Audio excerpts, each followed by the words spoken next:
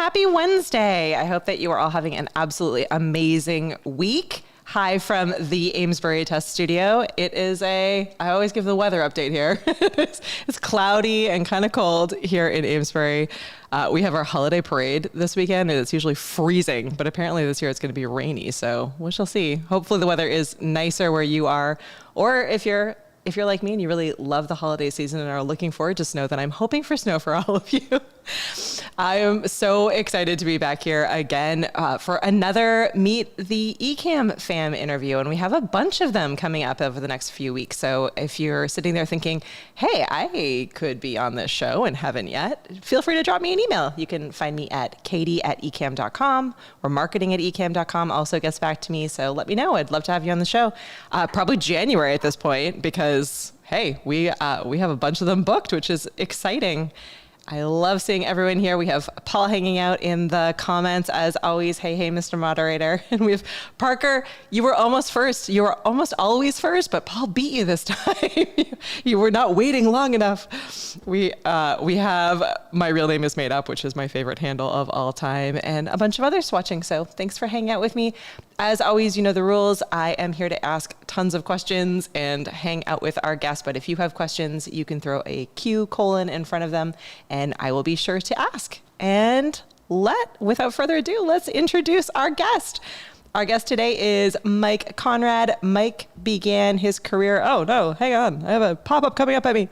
Mike began his career in the electronic assembly equipment industry in 1985. He founded Aqueous Technologies in 1992 in response to the Montreal Protocol. I asked him all about that right before we jumped on because I grew up in Montreal, so I'm always excited to hear Montreal come up. And the resulting international treaty banning most popular cleaning and defluxing solvents. He's an internationally known speaker on the subject of increasing reliability through contamination removal and cleanliness qualification techniques and procedures. And he is the host of a really popular podcast called Reliability Matters, which you can check out if you swing by the description and click the link. And we're so excited to have him here today. Hi, Mike. Hi, Katie. How are you? Good. I'm good. I was trying to read your bio and it was like, pop up. I guess my computer needs some updating.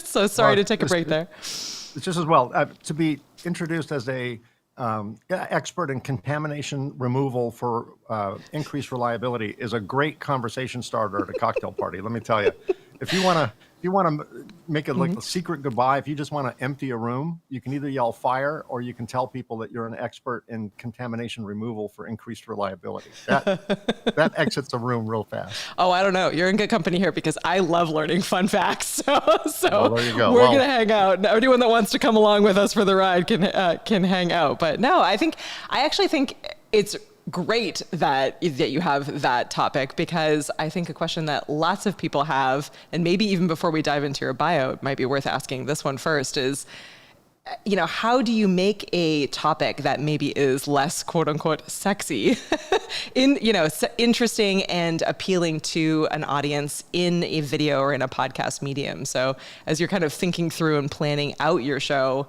how did you approach finding your audience, building your audience, growing your audience in a much more niche topic? I'll answer that a couple of ways. First, a little background. I've been going to technical conferences for 37 years or so, since 85.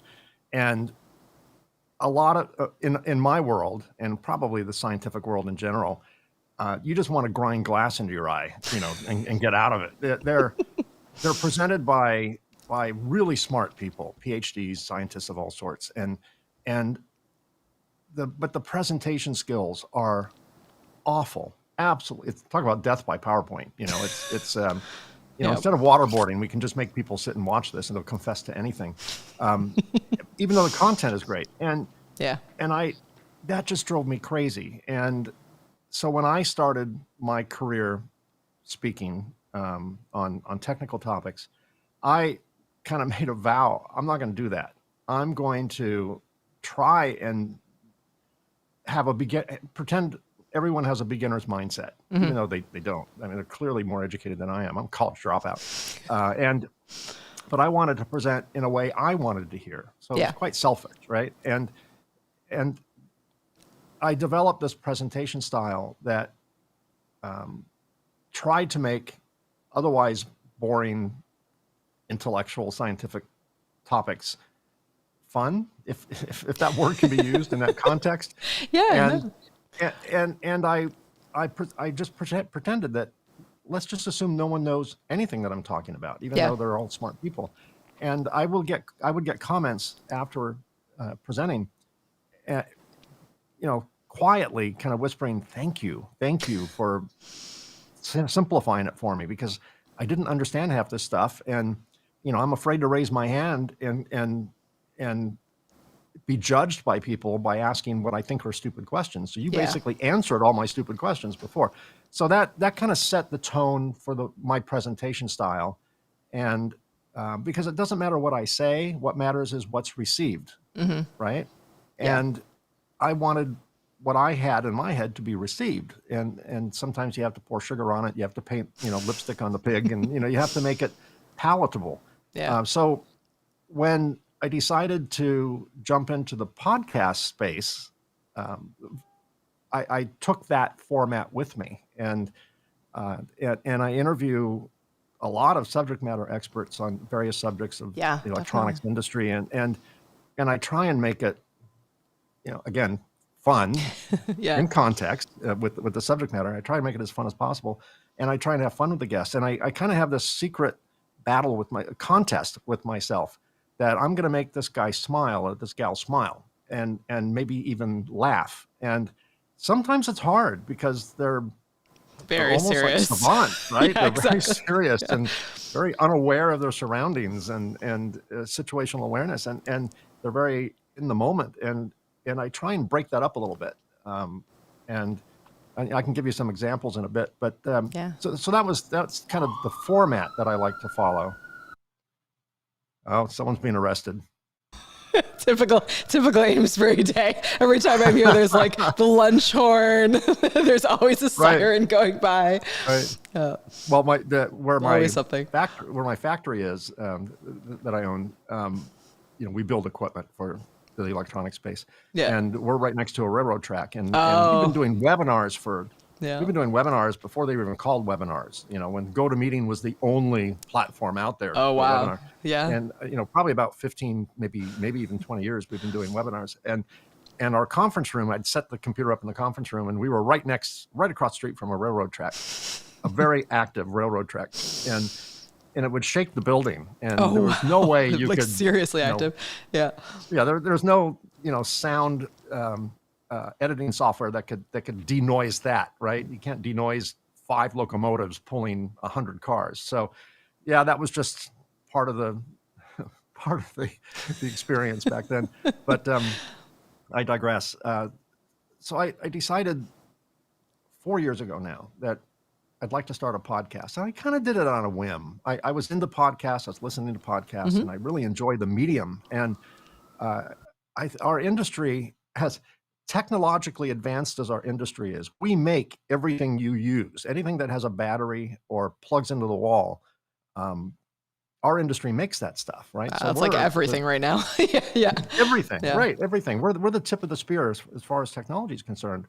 However, they say the cobbler's kids have no shoes, the roofer's roof leaks. In our industry, we are, even though we build all this stuff, in a lot of cases, in a lot of contexts, we're technically illiterate. We're still sending faxes to people, and even today, right? I keep trying to throw away our fax machine, but we still get orders on it. You're not alone. I'm laughing because I'm on the board of our friends group for our local library, and the biggest ask from them last year, our library, was a fax machine, and we laughed at them, and we got this fax machine, and it is like one of the most used things within the library space. So people still definitely use them. It won't die, right? Yeah. So our industry is the same way, and even though we're in the tech world, the way we communicated was Neanderthalic, in my mind, was Neanderthalic. And there were very, very few podcasts in our industry, for our industry. And I thought, well, I can do this. And there were a couple of they called themselves podcasts. Technically, they weren't podcasts. They were Yeah. just interviews at Interviews. trade shows, Yeah. trying to sell stuff, right? Yeah. And I'm like, no. We need to create a safe space where we can talk non-commercial. Yeah. We can talk about problems and solutions and Yeah. best practices and things like that. And a podcast would be a great format for that. Yeah, So definitely. I thought, okay, throw caution to the wind. I know nothing about podcasting, absolutely zero, right? I'm pretty techie, but I don't know anything about the medium and how to do it. But the barrier to entry for a podcast was Is like low. zero. Yeah. As long as you own a computer, or with the webcam or even the camera in the laptop, which is really crappy cameras, that's all you need, right? I mean, the barrier to entry is a few $100s. So I thought, well, okay, I've got all that stuff. I'll do it. And I recorded my first one. And I thought, I'll set a high goal. I'll do 10, right? And then we'll move on to something else. Mm-hmm. And that was 117 episodes ago. Wow. And, Congratulations. That's awesome. oh, thanks. We do 2 a month. I do a lot of other projects. We do a lot of webinars and I do a lot of public speaking. I travel a lot. So Yeah. that's the right cadence for me. But it amazed me, even today, there's a few more content creators in our industry. But again, very, very few, relative to the size of our industry. So I'm kind of enjoying this space, with not quite all to myself, but almost all to myself. Yeah, it's a smart, I think it's really clever. I mean, one of the major benefits that you have in being in a really specific area and in a niche is that, there's not a ton of other competition. And so you can really you can be the leader in that space and make it really what you want it to be versus playing catch up or trying to kind of follow other trends that exist. So that's great. Right. I think it's super smart. And what's great about podcasts is that they're so versatile for the listener, right? So, people could be listening while they're working, over a lunch break, while they're driving, over the weekend while they're cleaning. Like there's walking the dog. There's no shortage of kind of those little bits of time where you can fit it in and really be able to learn something new or engage with the host and with the guest. So I think it's really clever. Did you start with video, or are you an audio only podcast? I started audio only. Mm-hmm. I've gone through a progression of technologies in my I believe it. my growth as a podcaster, as I've learned more. I started as an audio only platform. Mm-hmm. I quite literally recorded it in my closet because it was the only so popular space in my house at that time. Closets that and was bathrooms. Acoustic, exactly. Yeah. And or cars. anywhere else, it sounded like I was in a cathedral, right? Yeah. So I'm like, okay, this isn't going to work. So I literally recorded it in my closet, set up a microphone, bought a little USB mic. I don't even remember the mic. And I probably own 40 mics now because I keep upgrading. But so I started there. I used Zencaster because that seemed like a pretty good deal. They had, something revolutionary at the time, which was, isolated audio. Okay, I can deal with that. And then I edited it. I don't generally do anything live. I'm not quite brave enough to do live. And to me, live for my purposes, live doesn't provide a great value over the advantage of recording it and then editing it and making it perfect. Yeah, I mean, it makes sense from a sort of professional podcast standpoint. I get that.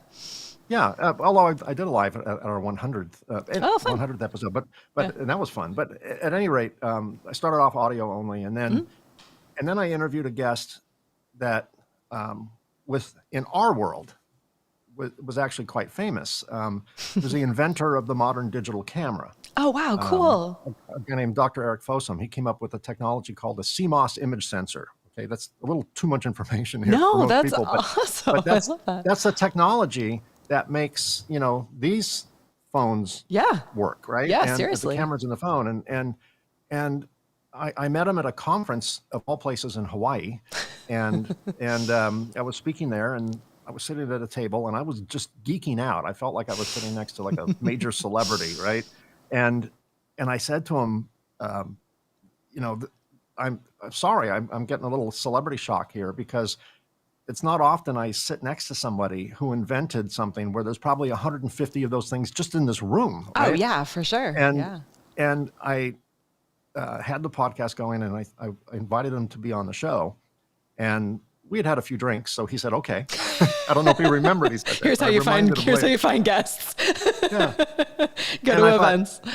Exactly. And then I thought, I got to do this one on video because for my edification, I wanted the bragging rights. So I'm like, I want this one on video. Well, it plays so well to his strengths too, right? I mean, you can have a better conversation with someone who has that skill set and and is that person. Yeah, that's awesome. I love it. Yeah. So I'm like, okay, who does video platforms for podcasts? And I didn't know about Ecamm back then, so I went with StreamYard, and I know, right? No, my dad said we like StreamYard. I understand. My late father said for many years he wasn't quite the motivational speaker, because he said, "Son, you learn your whole life, and you still die stupid." Thanks, Dad. Right? Thanks. But I hadn't caught on to Ecamm yet, so I used StreamYard, and it did fine. For the moment, for the time anyway, it was good. Yeah. And I recorded that and decided, okay, I'm going to start recording everything on video, and then just rip the audio off and do the audio platform. Mm-hmm. And to this day, the video, the YouTube channel, Reliability Matters YouTube channel, is only a fraction of my audience, right? Because most people, particularly because I'm a long format show, I asked people the few podcasters I knew, what's your best advice for a podcast? And one of the questions I asked was, how long should one be? And one said, no more than 10 minutes. And the longest I can get anyone to agree is 30 minutes max. So I said, that's so funny. That's so opposite to...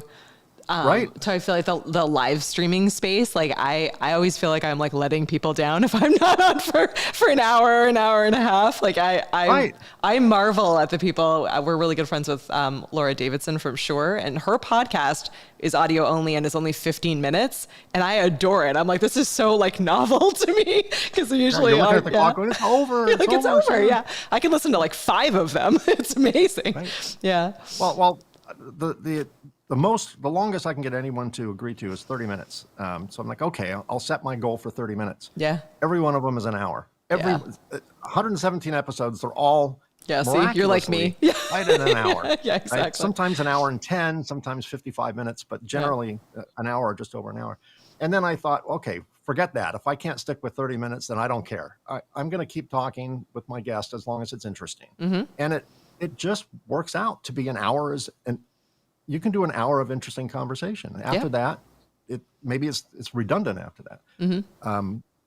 But I talked earlier about trying to get my guests out of their shell. The inventor of the digital camera. So cool. I gotta find. I asked him. Yeah, he's a professor at Dartmouth, and he's a PhD and quite accomplished. And I thought, okay, how do I get him out of his shell? So I asked him. I said, Eric, do you ever just wake up some random Sunday morning, kind of put your hands behind your head and go, damn, I invented that. You ever just like take in the moment? And he just smiled. Oh, and I love it. The first smile I got, he just smiled. He goes, yeah, let me tell you a story. My wife and I were in France, and we saw some kids, trying to take a selfie of themselves. And I photobombed them. And they're like, who's this guy? Who's this old guy, old gray-haired guy, photobombing us? What's up with this? And he handed him his card. He goes, just look me up. And 2 weeks later, he got an email like, OMG, you're the guy that invented the camera phone, So people have personalities sometimes buried deep, but my goal is to try anyway to rip that out and bring it to the top and share it with the world. Yeah. But then, so at some point, I don't know how, I was frustrated with the quality of my show. I'm very OCD, right? You're in good company here. Welcome. Yeah. Yeah. And I kind of started to realize that you could have great content, like super interesting content, and you could have a very poor production quality, and that's a failed show. It just is, because people like me will just get very distracted with the quality of the content. And even though and not even hearing what the interesting stuff is, right? It's just, I can't understand why everything's fuzzy and why I'm hearing an echo and, all this stuff. You could have great production value and horrible content, and that's a failed show. Yep.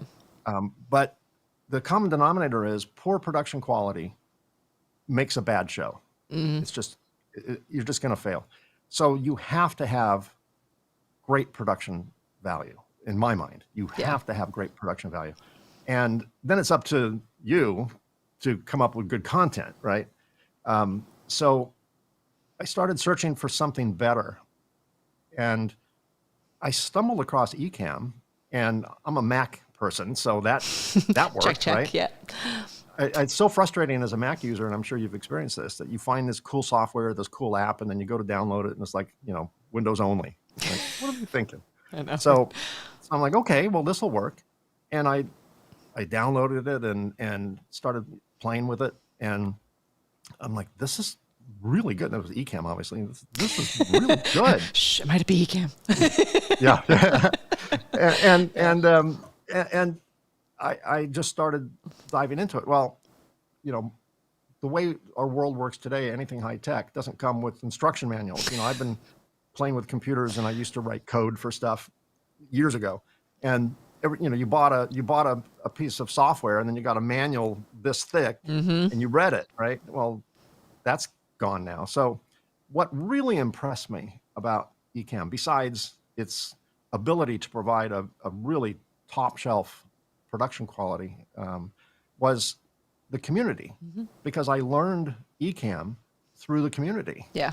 The ecammfam, as you call it. And I would think, I've seen this happen. I've watched other Ecamm shows, Ecamm produced shows, and they're doing this. How do they do that? And then I would just start watching a bunch of videos, and then all of a sudden go, oh, eureka!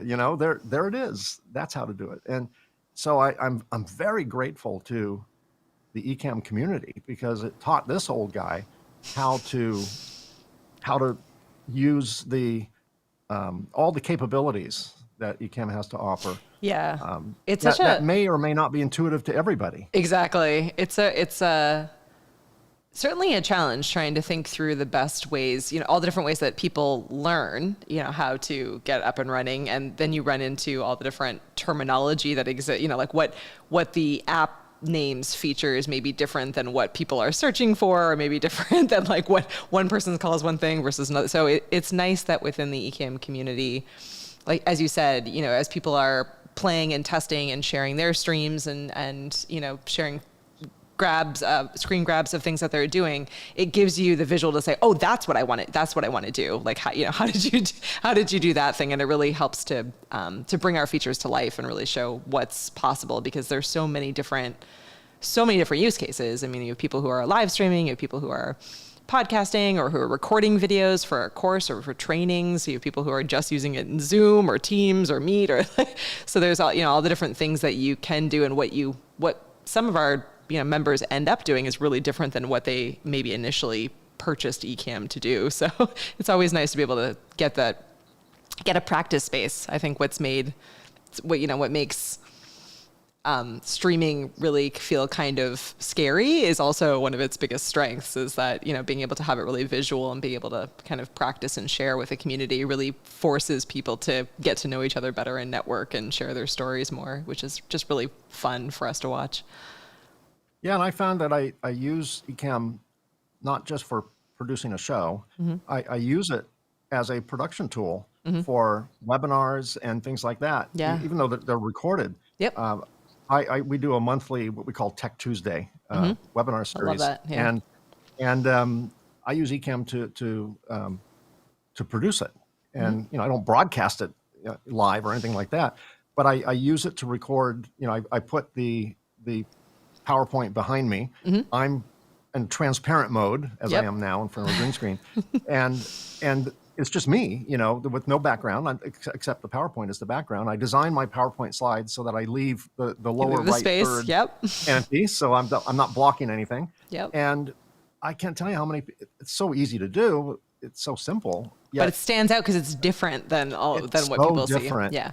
Yeah, because a lot of webinars you have the shared screen, and then you have the tiny little thumbnails of the speaker. And I'm a huge believer. I teach courses on how to produce PowerPoint slides effectively, and I'm a huge believer in PowerPoint is not the presentation. I'm the presentation. Yeah.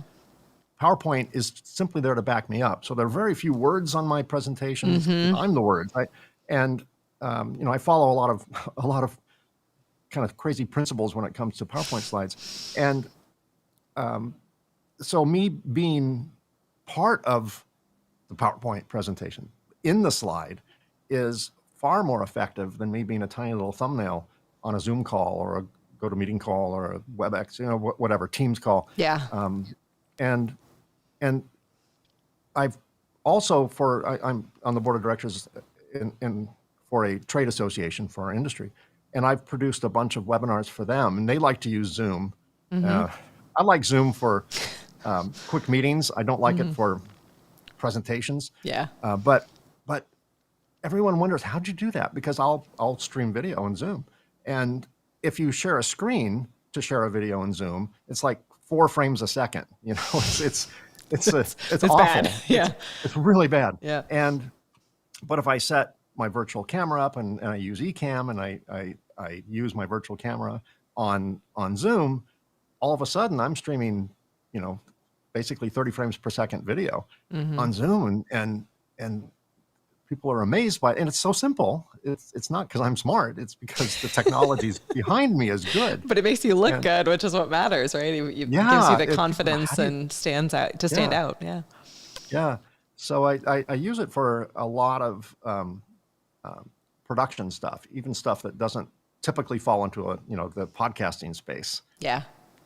Yeah. You're not alone in doing that. And it's been interesting because I don't do a ton of, I certainly don't do a lot of webinars or kind of presentations in the world that I'm in, but I do, in the last few years, we've just had so many virtual events or kind of speaking opportunities where you're speaking on a virtual stage. And I've gotten into this habit now of recording my videos in Ecamm. And instead of doing what I would have done in the past, which is like the kind of more traditional PowerPoint presentation and even having me in front of it, I actually now just have like an outline around. I lost mine here in this video somewhere along the way. I deleted the file, but I have like a background and then just my camera on me. And then I've just been adding in like GIFs and funny, things that stand out that will slide in and out just as overlays within Ecamm, and people are amazed by that, right? It gives them, something I'm talking about, how to feel more confident on video or how to get started in podcasting or live streaming, but it's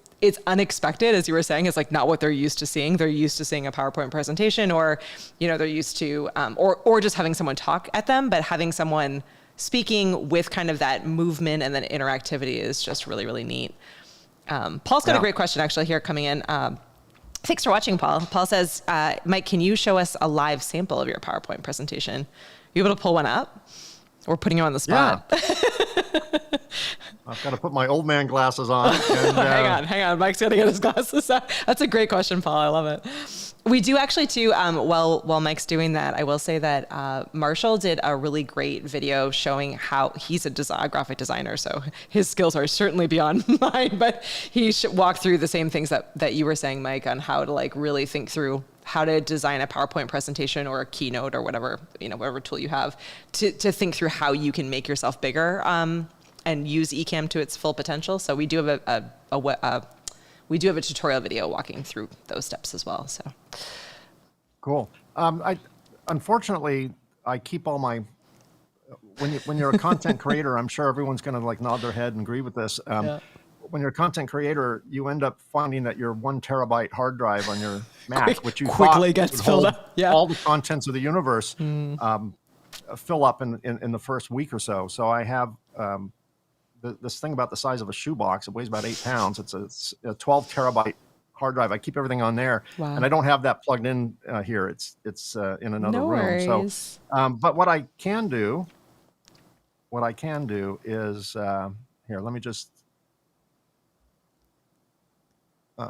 move this off my teleprompter. Let me go to.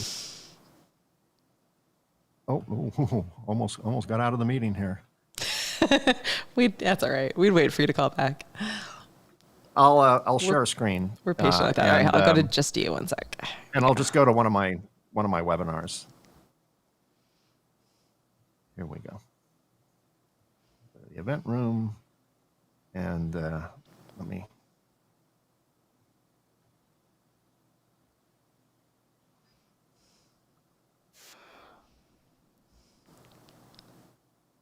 Okay, let me go to.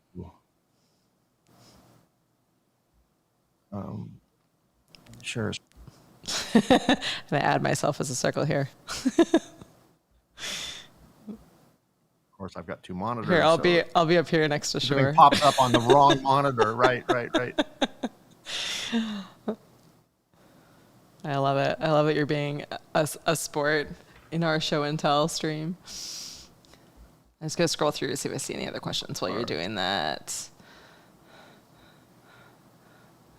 We have Tatiana on. Congratulations. She's one of our members of the month this month. I see Robin hanging out. I love it. Such a great story. I know. Yeah, it's neat. I love this series because it's really great to be able to chat with all of you about some of the different ways that you're doing what you're doing. You have like some people who are doing just all kinds of different cool stuff. Let me move down here.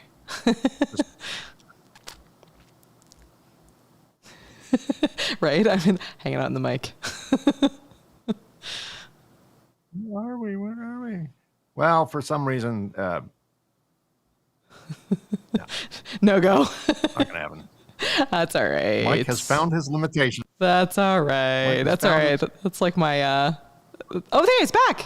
Look at that. We're, just one of those days. No. It's just one of those days. Let me put you back in my teleprompter so I can look like I'm looking straight at you. Yeah, unfortunately, the easiest way to do it is not working for me, and it's not the tech. It's the host. It's the guest. But you were being put on the spot. We can't blame you for that. It looks like Paul. No other problem. Paul found our Marshall PowerPoint video. So if you want to check out the instructions on how to do what Mike's talking about, you can swing over and check out that video. He did a really great thing. Yes, Tatiana, you're one of our members of the month.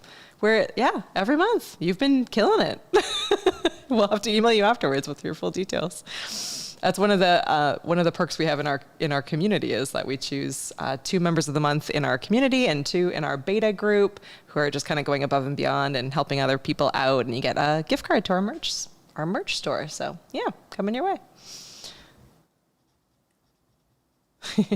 Scrolling through. I think that is all of the questions that I see since we were pausing for questions for a second. I love it. That's great. Awesome. So you have a teleprompter in your studio. What else? What other pieces of gear? You said you had tons and tons of microphones. What are your go-to pieces of gear that you're using these days for all of your content creation? Yeah, I said earlier that one of the advantages of podcasting is it's got almost zero cost barrier to until entry. You get into it. Until you get into it. Right. So, and this has kind of morphed over the years, but right now I have the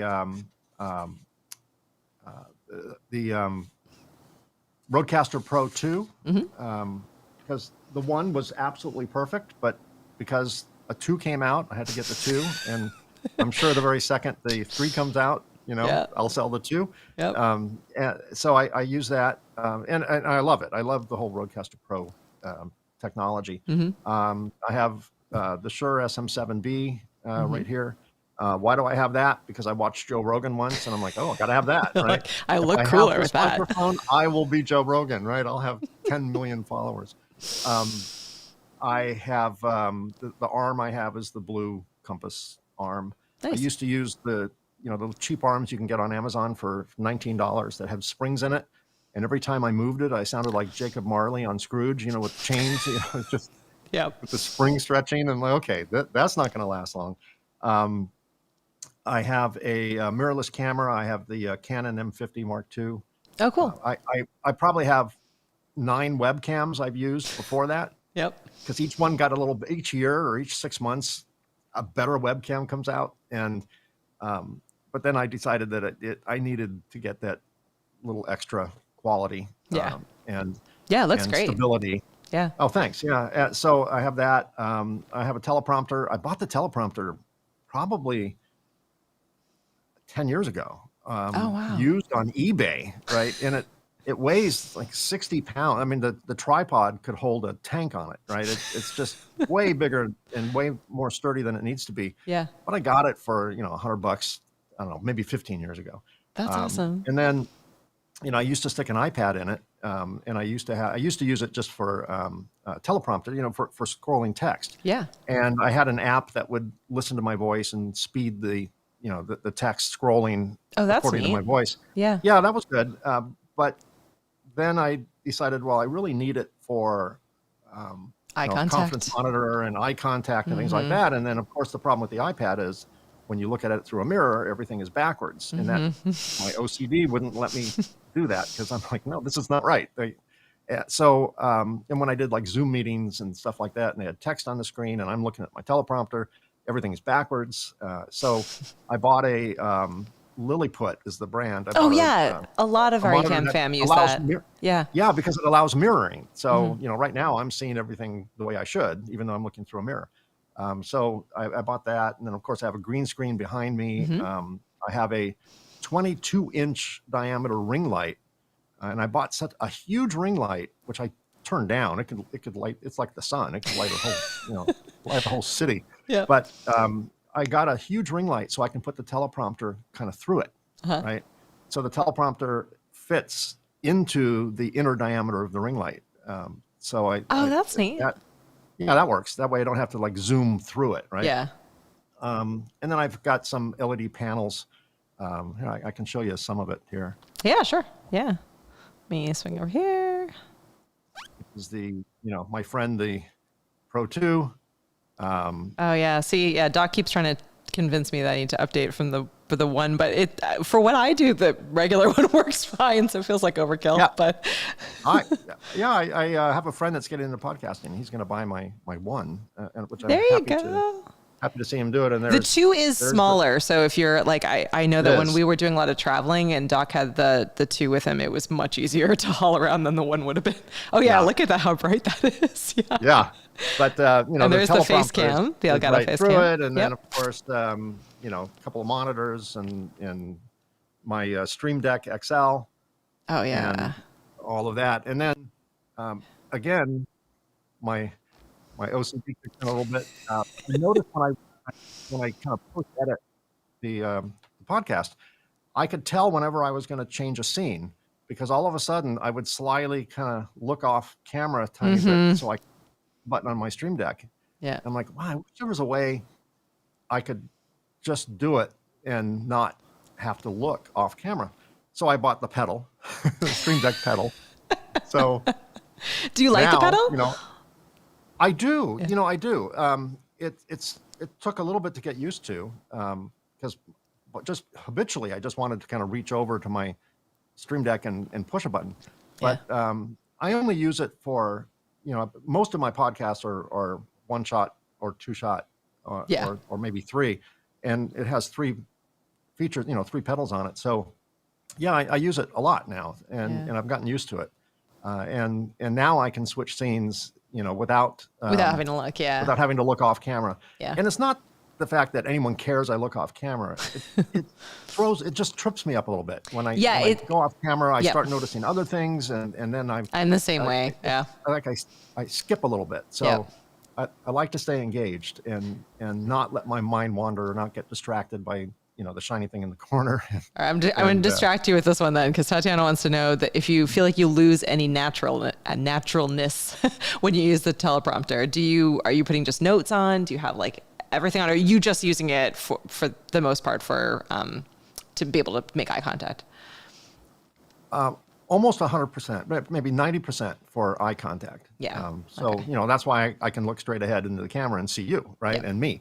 And then when I record the intro for my podcast, I pre-record the intro and then play it for the guest, right? So I can get it right because usually it's a long bio. I simply throw a Word doc onto my teleprompter. Yeah, that's helpful. And scroll it, with my trackpad and use that as a teleprompter.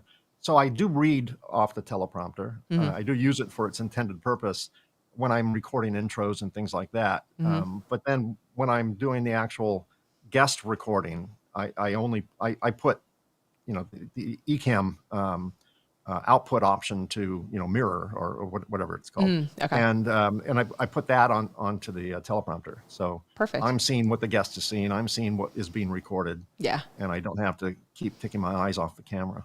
That's awesome. And I'm just going to answer this question. I think I have it correct that the iPad that's inside the ring light, that's your teleprompter, right? Yeah, the teleprompter is that split glass, with the camera behind the glass, and then in front of the glass is a monitor. I don't use an iPad anymore, but I use that Lilliput monitor that sits below the glass and reflects off the glass and points toward me. So I'm seeing the monitor through the mirror, and Yeah, the it's camera, really neat. of course, is going through the mirror from the backside. Yeah. So you are like, it connects in. So you are looking at the camera, but you're looking at, it's a nice way to be able to keep eye contact for sure. It makes a big difference. Yeah, I'm looking at the camera through the mirror, right? And I can't see the camera. All I see is me and you, right? But the camera's back there, and the camera can see through it, and it's not distracted. It doesn't see any glare or anything like that. There's no loss of lighting or image quality when you shoot through a mirror. Yeah. Some great questions coming in. Awesome. Thanks, everyone. Tatiana wants to know, she just did her second live stream. She's killing it. Awesome. Can you take us back to the time when you, for your first few times of streaming live, what were your lessons learned, fun facts, crazy things that happened? Oh my God, so many things. There's two challenges in podcasting or content creation in general. One is the tech, right? Yep. You got to get the tech down, and 99% of the time, the challenge is the person using the tech. Sometimes it's the tech, This person. but usually it's the person using. Yeah, exactly. It's this guy. Yeah. But the biggest challenge by far is the guest. They're very squirrely. They're very unpredictable. Yep. They all have different levels of what they're comfortable with and what they're not comfortable with, what they think is good enough, what's not good enough. So to answer that question, understanding the tech, getting the tech down is one challenge, although pretty easily overcome. And then the other challenge is Guest management. Cat herding. Cat herding. Yeah.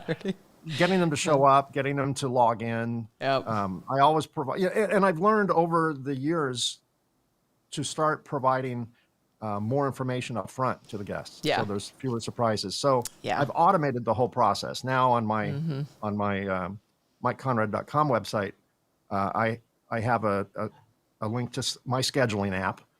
You can schedule a discovery call or a recording. And if you schedule a discovery call or a recording, once you've entered all the information, you've scheduled it, it redirects you to a landing page that shows them a video of me saying, I'm so thankful that you've agreed to be my guest. Here's some what things you can should expect. know. Yeah. And it's like this 10-minute video Yep. of stuff I would say to them if I had That's to make clever, the call doing a separately. video. That's really clever. I like that idea. Yeah, and I let them know about Ecamm. I tell them what to expect. I actually have a bunch of screenshots from the guest experience with Ecamm, walking them through everything they have to put in, which is only a few things, letting them know how to, select a microphone and a camera and any authorizations that might be required. Yeah. And letting them know how long roughly the interview will take, that, it will be pre-recorded so that if you make a mistake, don't worry, don't be nervous. This is not live. And all the things that have kind of got me in the past. Yeah. I provide my cell phone number on there. And so if you have any issues logging in, call me. And typically the issues are, they may not be using the best browser. Although technically most browsers work with Ecamm on the guest side. But sometimes they're using some old browser, or they have a horrible internet connection. Horrible internet connection, yeah. Or they're like, I've been lucky because most of the people that I'm interviewing are Ecamm users, so that makes it a lot easier for sure. Right. But I certainly have had a couple of times where people will like call in from a coffee shop on their phone, and you're like, wow, that's not what I was expecting you to do. Yeah. Yeah. So yeah. Well, I have learned that recording a podcast is a magnet for landscapers. All your gardeners and landscapers will show up right outside your window with your leaf blower. Yep. Right in the middle of your recording. The dogs bark. I've had cats walk between the camera and my guest. Yep. Usually the worst end of a cat goes toward the camera for some reason. Kids running in. Yep. There's doors slamming. Yep. Yeah. All of that. So just corralling guests, keeping them on a schedule, making sure that trying to get them to agree to what I call a tech check, or discovery call. When I do a discovery call, I do it on Ecamm, and I do that so that we can do a tech check and talk about our upcoming conversation ahead of time. Like in so many cases, we discover that their hardware is or isn't compatible, and it's usually not a question of that there's certain hardware that's just not compatible. It's usually age. They're running some old Dell 1997 laptop with a 0.02 megapixel camera on it and a microphone that sounds like an old Victrola. And it feels brand new to them. That's always what cracks me up. And I was definitely this person as well. But you're like, no, I just bought this. It's only been couple, and then you're like, wait a sec, no, it's been much longer than I thought it was. Yeah. Well, consumer electronics are measured in dog years. 1 year is like 7. Right? Exactly.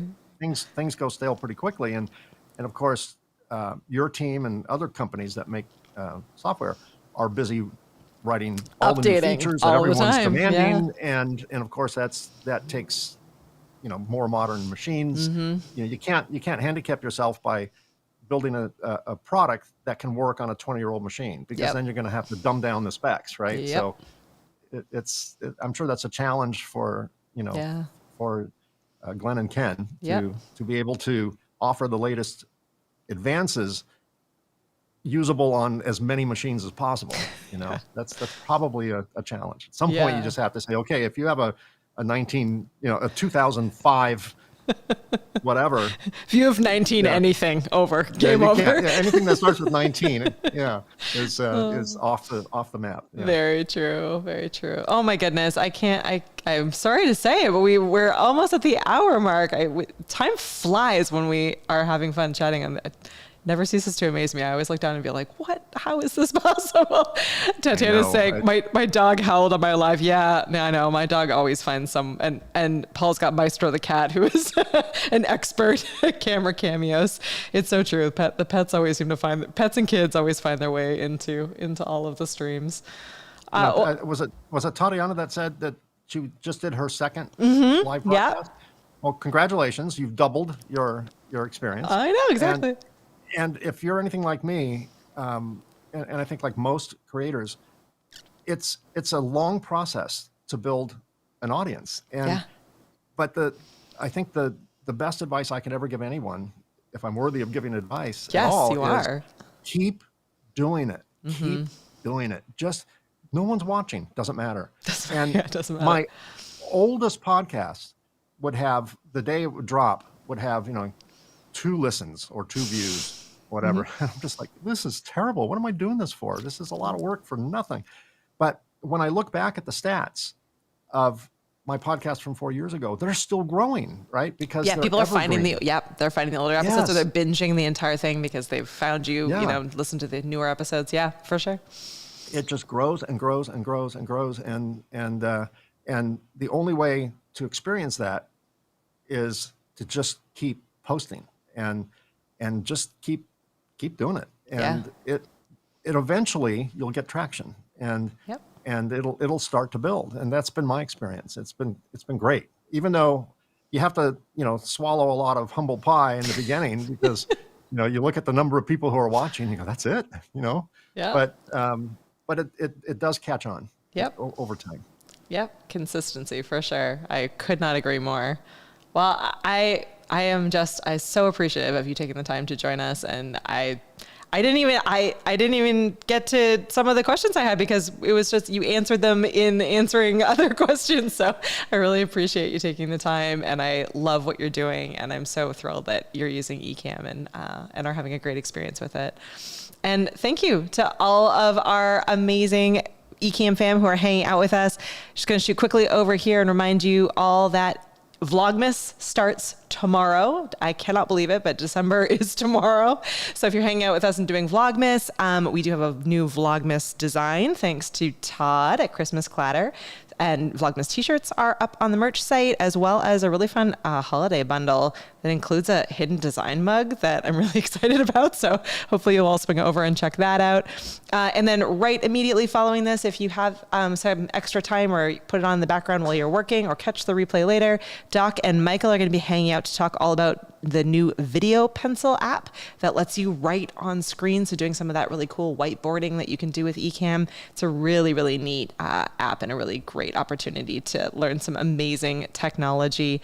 And we hope that you will catch us again next week. We have another Meet the Fam coming up on the Wednesday and more coming in the next couple of weeks. So definitely tune in. And if you want to be on the show, Tatiana, if you want to come hang out with me, you can do your third live or your fourth or your fifth or whatever when you're on, but come hang out with me. I'd love to hang out with you. And we still need Parker to come on and hang out. Some of our usual crew need to send me an email, marketing@ecamm.com. We'd love to get you on. Mike, thank you so much. And we will chat again soon, I'm sure. Thank you, Katie. And if I can just say real quick, thank you to all the Ecamm fam as well, because were it not for them, I wouldn't be using this platform, and I wouldn't know what I'm doing, or at least whatever I know, I wouldn't know. So, oh gosh, me neither. Thank you so much. Thanks to your team and the whole Ecamm fam, and you know, I wrote down a bunch of names, but you all know who you are, and I received a lot of knowledge from the efforts you've put in to share that knowledge, and that's what I love about this Ecamm fam is they're sharing knowledge and not really looking for anything out of it. They're just sharing their knowledge and helping the community in this space of content creation grow. And I really have gotten a lot of benefit from it, and I really appreciate what I'm so thrilled to hear that. That's the goal for us all, to be creating better and more and collaboratively and growing and learning for sure. Awesome. Paul you're just killing it, super moderator. He's got the links in. Tatiana says, yes, she's joining us. All right. Well, we will definitely catch you then by email, and we will see everyone next time. Hang in there if you want to learn more about Video Pencil. It looks really cool. I'm excited to learn how to use it. So yeah, thanks, Mike. Thanks, everyone. Thanks, Katie. Bye, everyone. Bye-bye.